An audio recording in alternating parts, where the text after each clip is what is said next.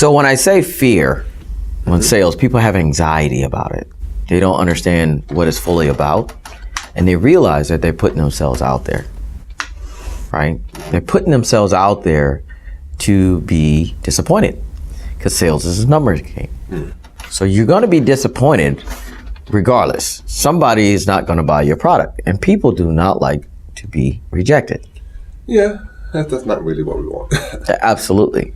Now, the cause of that is actually a cultural thing in the United States.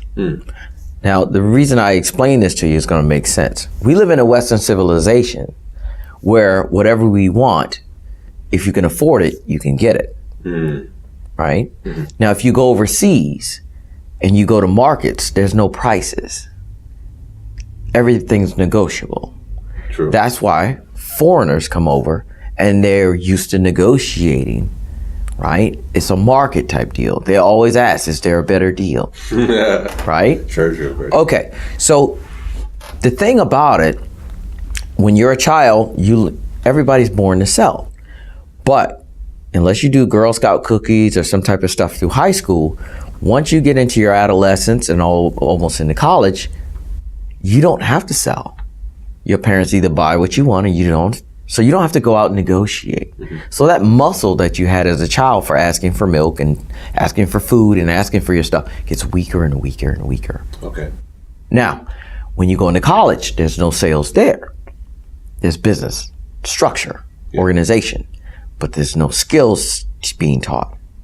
So normally you go into a company, you get into a sales department, they teach you sales or whatever. Most people go into a company and then they want to start their own business, right? So now they realize, I'm gonna start my own business. I got this product or I got this service. I want to go out and make a business out of it. And I go, okay, sell it. They can't do it. Yeah. Why? They haven't sold in sometime over 25, 30 years. Yeah. It's uncomfortable. They don't know how to do it. So they go out and buy books. And most of the people I work with have 10, 15 books that they read. I said, no. When I meet them, I'm like, hey, I see you got all the books, right? Yeah, great. Pitch me. Can't do it. Yeah. Anytime you hesitate when I ask that, that's let me know you're not ready. You know, you could do a 30-second, you could do an elevator pitch, sell me your product. And they can't do it verbally. But people rely on copy. They rely on emails. And what I actually get into is that they actually have what's called progressive, right? Or reactive. Okay. Right? Reactive sales is my coin of phrase when you put a website out there and people just click and buy. Okay. They're reacting to your copy, to your advertisement, right? Proactive sales is when you actually go out and sell. That's what you're talking about, a homeless person, right? Proactive. He's asking all the time. Being proactive. He's not going to sit there and just, he's going to have to ask. Yeah. Most businesses don't do that anymore. True. Or they don't know how to ask. The only time they start doing that is when the business starts to go down. Whether it's a trend, competition, lawsuit, money. Now they go into a panic. Now I need to get more of my product out there. How do I do that? I have to increase sales, which most people don't focus on. They focus on what? Marketing, website. Making it look pretty. Well, what my business cards look like, you know. So for example, I come into a client one time and I said, okay, I want you to get 50 of your most hottest potential clients. I'll come in tomorrow and I'll show you what we need to do with them. He says, no problem. I said, great. Put them on a piece of paper. I don't want them on the computer screen. And I say, oh, by the way, if you have their phone numbers, just put that down too. The guy goes, okay. He didn't know he was being baited. So we come in, I take the piece of paper and I go, all right, these are your 50 people, right? Yeah. And I grabbed the phone and I said, okay, I'm going to give you a intro script and now we're going to call them and sell them. What? The look on his face. Yeah. It's like I just tried to take his firstborn. It's like, what do you mean? I'm like, you're actually going to call your clients. You're going to call, we're going to pitch them, and we're going to close them. He's never done it. Been in business for 10 years. Wow. Right? Website, he's got people calling him. But he has all these people who called that he's never closed. Yeah. Never touched back with it. Yeah. So that's why when I work with people, I normally find 3 to 5 different ways that they just never have had made money. Referrals. database, organization, time management, all these little intricate things, which is my goal to work with people, is that no matter what business you're in, if you pitch enough people, you're going to make a sale. Yeah. My job is to shorten the sale, the distance between two sales. Okay. So if you're used to getting sales on Monday and then one on Friday, my job is Monday, Thursday, Monday, Wednesday, Monday, Tuesday, 2 on Monday. There we go. Right? And that's what improving your sales actually is. Yeah. It's shortening the distance between the sales. And that's done by skills, techniques, technology, and all the things that I teach. But you have to get over the fear of selling first. That's the first thing. Yeah. They don't understand it. Yeah, because I mean, a lot of times I've heard people. I mean, in the past, it's been like, I don't like selling. I don't like sales. I don't want to do it. And it. I mean, I believe you kind of have to get into it, don't you? Well, the first thing that I get excited about when I hear people say that anxiety, because I can say certain words and you can see their face. Yeah. They get the fear. And then I break it down for them and I said, what is a sale?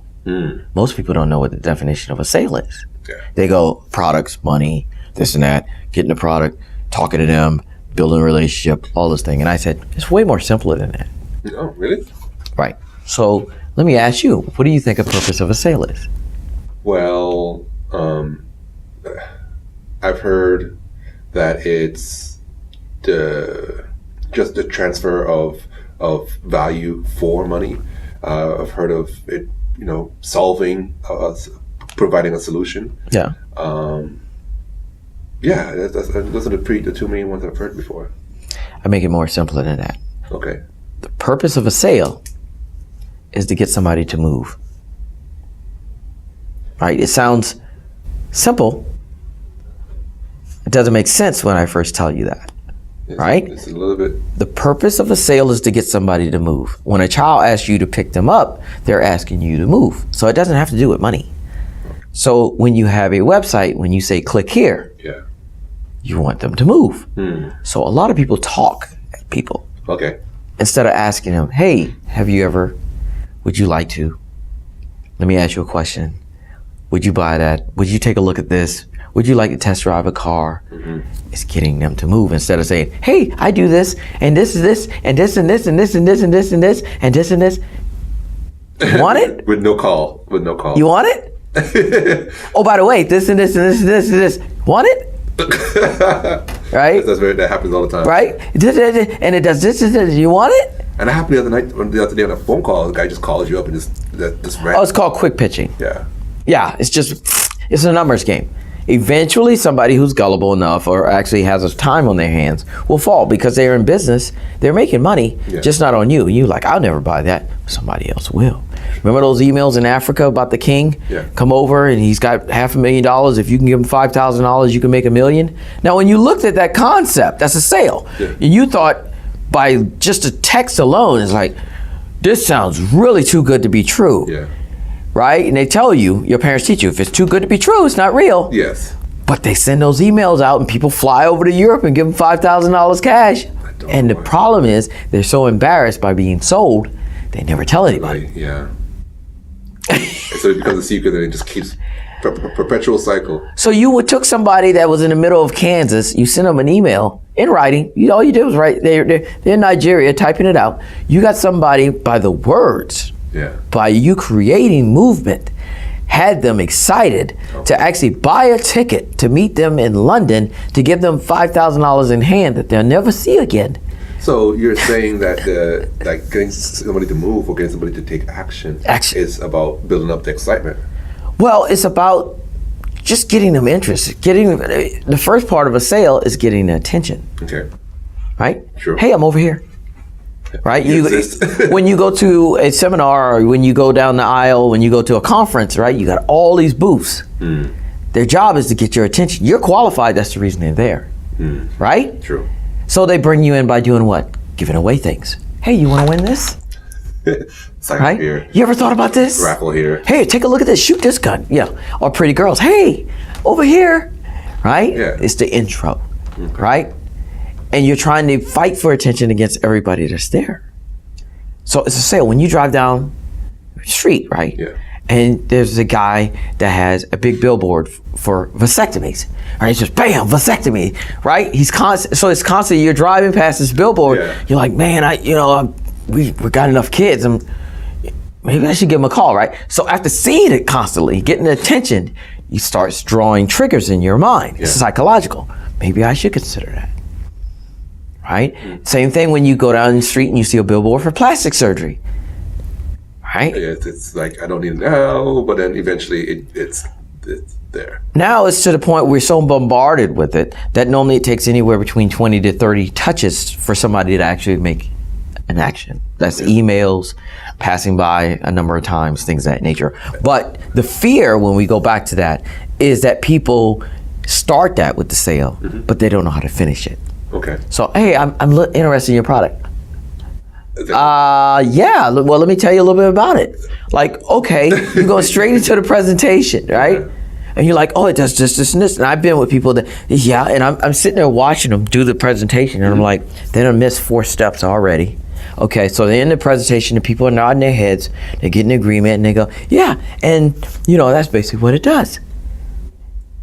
And I'm like, and the guy's like, all right, well, you got any information? Yeah, I'll get you some information. Like, they're telling you, I mean, and I go to them and people walk away and they say, what do you think about that? And I said, that was awful. I said, you didn't even ask them for the sale. But they loved it. Yeah, they liked it. So what do you do? Well, I get their number and then I call them back. What are you calling them back for? To give more information? Yeah. And because they're afraid of actually that transactional moment. Because there is a... Well, if you don't have the procedure in the front, you don't have the confidence, how are you going to ask for the sale? Well, I said, what is your closing? What is your close statement? When I tell somebody that and they don't know it, I'm like, oh my God. I'm like, okay, what's your closing statement? What do you mean? What do you ask? How do you ask for the money?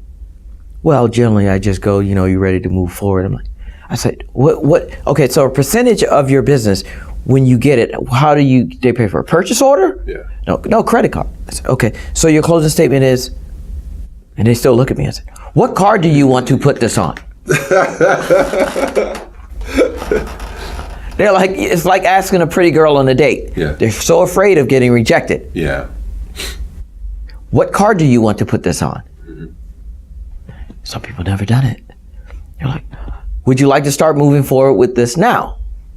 Let's get you started now, right? So you have to have a closing statement. Yeah. You have to have the end of the sentence, the period, it's closed. And then you're waiting for the paragraphs after that. But if you don't do that, you're in limbo. Let me tell you more. Because that's where they're comfortable and they're not afraid of the presentation. If I shoot you with enough information, you're going to keel over and say, well, how do I get it? Oh. And that's what they're waiting for. Oh, here's what you need to do. What card? You're going to put this on a card? I'm like, okay, that's you didn't have any you didn't have any objections? Good, right? But you have a sales process to understand when the people walk away, what was the problem why they didn't buy? So then you start pointing at them or pointing at the leads or pointing at the copy. You're not pointing at yourself because your job is to give them a good tour, which means from the beginning of the introduction to the close to asking for referrals, the easier you can do that, the easier you can get more referrals because you made it easy for them. Okay. You're changing their mindset a little bit on something that they didn't think about that's going to help them. It's not really closing hard, right? It's nothing to be afraid of, and people have anxiety because they think it's about them. Yeah. It's not about you, it's about them. So once you have a good sales process and a close, you sit back and it becomes a beautiful thing. You're just like, so what card do you want to put it on?